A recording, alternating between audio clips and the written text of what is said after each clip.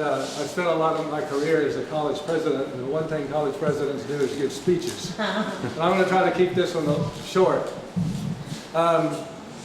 First of all, thanks for coming out.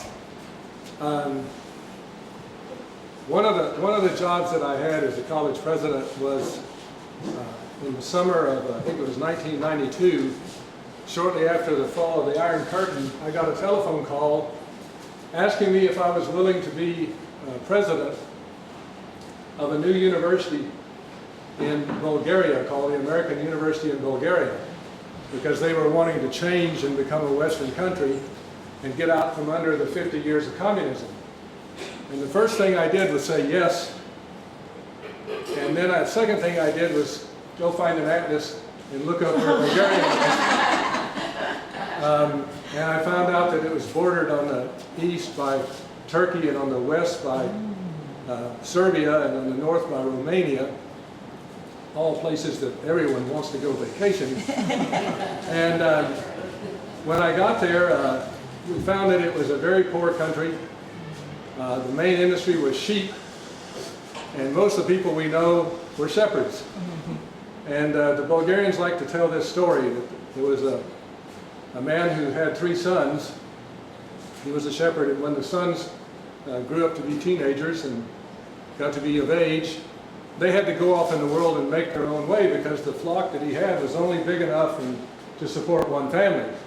And so they left to go seek their fortunes, and communication being what it is in that part of the world, he didn't hear from them for years. And about 10 years later they came back, and he was so happy about the reunion that he offered to give each one of them one of his sheep. And he made the offer to the oldest son, and the oldest son looked around and selected one, and the father said, "You must be in the wool business." He said, "How did you know that, Father? I've been gone for 10 years. And he said, "Well, the animal you selected has the best wool of all of my sheep, and that'll bring top dollar in the wool market."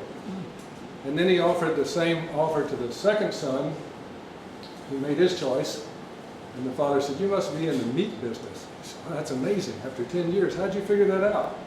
"Well, the animal you picked has the best musculature, and that'll bring top dollar in the mutton market." And then he made the offer to the youngest son, and the youngest son looked around and said, "I'll take that one." And the father, confused for a moment, and said, "You must be in the administrative side of the sheep business." He said, "Yeah, but how did you know that?" He said, "Because the animal you picked is my dog."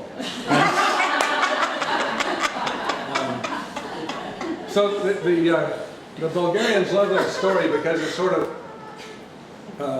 reflects their view of the people who administered the country under the communist system, which is completely crazy. So when I think about us opening a bookstore, I think about that youngest son, because that's about how much we know about running a bookstore. And I go to a lot of bookstores because, as many of you know, I'm an author, and I do signings, and so I've gotten to know a lot of bookstore owners. And every time I tell them I'm opening a bookstore, they say, "Are you crazy?" They say, "Don't you know that the independent bookstore business is dying all over the country because half of the people buy their books online from Amazon, and the other half of the people download their books into little devices and read them? And you can't make money in a bookstore anymore." Well, we'll find out. This is a book. This is the most important invention of the human race. Because up until the invention of the book, the only thing we knew was what we heard in one lifetime. And after we learned to write and put it down in books, we can know the wisdom and the thoughts of any human being in any place and any time. And this is a book. This is not a book. This is a book. This is not made in a sweatshop in China.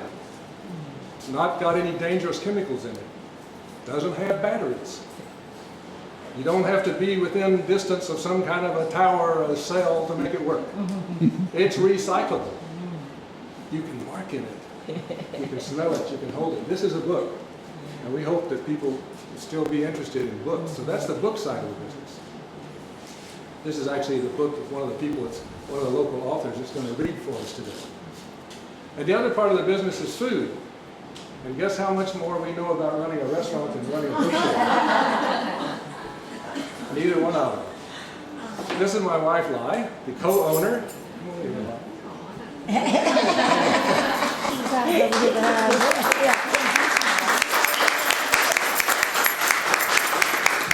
Lai is an author and a cook. So this is her. You've written 2 books. Oh, but they're not the kind of books you would want to buy. Sure they are. They're terrific books. They're terrific books. And she's a terrific cook. So this is her fault, actually. This is her idea. Well, we You like admit to it. eat. No, actually, I will tell you this, and this is the truth. I did cook a lot. We had 2 kids, and I cooked all the time, every day, every meal, that kind of thing.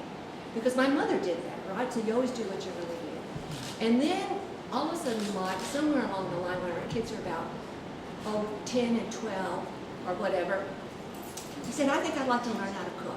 And I said, okay. It was terrible. It was terrible. And all the kids would say, oh no, they call their father Dada. Is Dada going to cook again tonight? I said, yes. I said, just eat it. Don't worry about it. Just eat it. Don't say anything bad, just eat it. So they would dutifully eat the food.